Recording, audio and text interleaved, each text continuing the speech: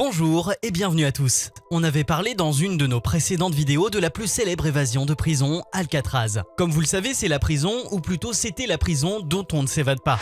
Toutefois, 3 hommes ont enfreint la règle et ont pu s'échapper.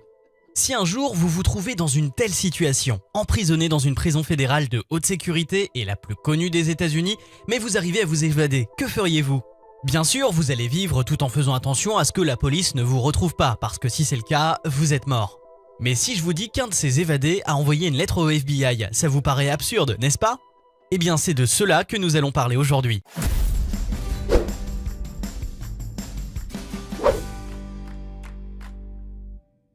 Pourquoi cet homme a fait une chose pareille et pourquoi il a attendu 50 ans? On fera un petit flashback sur cette évasion pour nous rafraîchir la mémoire. La fuite a eu lieu la nuit du 11 juin 1962 dans le pénitencier le plus célèbre des USA, où Frank Morris et les frères Clarence et John Anglin prennent la fuite à bord d'un radeau de fortune après avoir creusé dans le mur de leur cellule. Il faut aussi savoir qu'Alcatraz abritait les criminels les plus dangereux de l'histoire, tels qu'Al Capone. Mais après cette fameuse évasion, elle ferme en 1963 et devient un site historique visité chaque année par des millions de touristes. Frank Morris est depuis ses 13 ans incarcéré dans des prisons de plus en plus grandes. Il avait une intelligence supérieure à la moyenne avec un QI de 133. En janvier 1960, il est envoyé à Alcatraz et commence à mettre au point son plan d'évasion dès son arrivée. Malgré la complexité de la tentative, il prépare son plan pendant 2 ans avec ses 2 autres compagnons, en créant un radeau avec des imperméables volés à d'autres détenus et en volant un certain nombre d'outils pour pouvoir creuser dans leurs cellules. Le jour J, le trio s'échappe par les conduits de leurs cellules par le couloir de service. Ils parviennent à grimper sur le toit puis descendent vers la baie. Là, ils montent à bord du radeau qu'ils ont fabriqué et disparaissent dans la nuit. Ce n'est que le lendemain que les gardiens découvrent les mannequins couchés dans les lits et l'absence des prisonniers. Le FBI met en place une des plus gigantesques chasses à l'homme, mais en vain.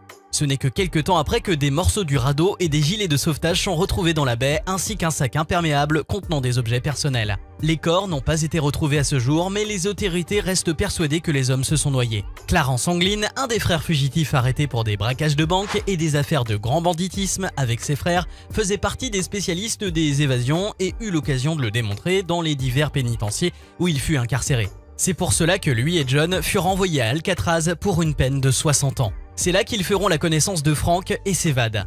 Depuis l'évasion en 1962, il est déclaré disparu et présumé mort noyé, toutefois il reste encore aujourd'hui recherché par le FBI. Passons maintenant au dernier évadé et la star de notre vidéo, John Anglin. Le frère de Clarence et ancien agriculteur, il commet plusieurs infractions avec ses frères Clarence et Alfred et finit par être envoyé à Alcatraz avec Clarence où il s'évade.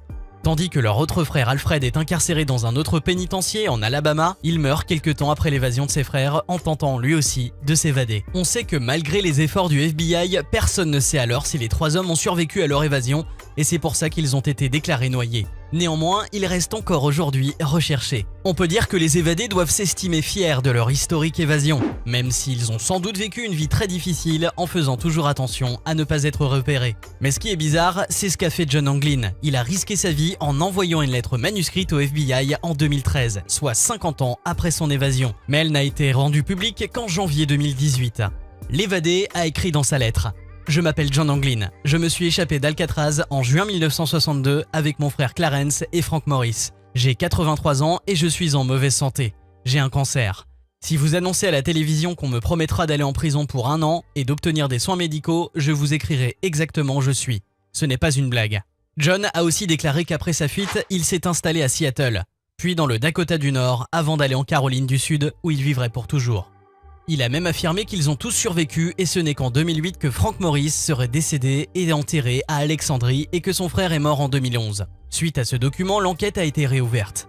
Après avoir mené des études graphologiques et comparé les empreintes digitales présentes sur la lettre, leurs recherches n'ont pas été concluantes. John insistait sur le fait que cette lettre n'était pas une blague.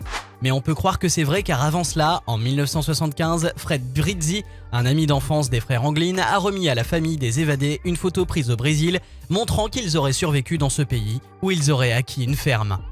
Ce John est vraiment très courageux, déjà pour pouvoir s'échapper de la prison où personne n'est parvenu à le faire avant, en plus d'envoyer une lettre au FBI qui le cherche depuis 50 ans en leur demandant de l'aide tout en négociant. Il faut vraiment avoir du culot. La question qui se pose, est-ce que c'est vraiment John Anglin qui a écrit cette lettre et que les évadés auraient vraiment survécu, ce qui serait vraiment extraordinaire, ou il s'agit tout simplement d'une blague? Dites-nous votre avis en bas dans les commentaires et à bientôt.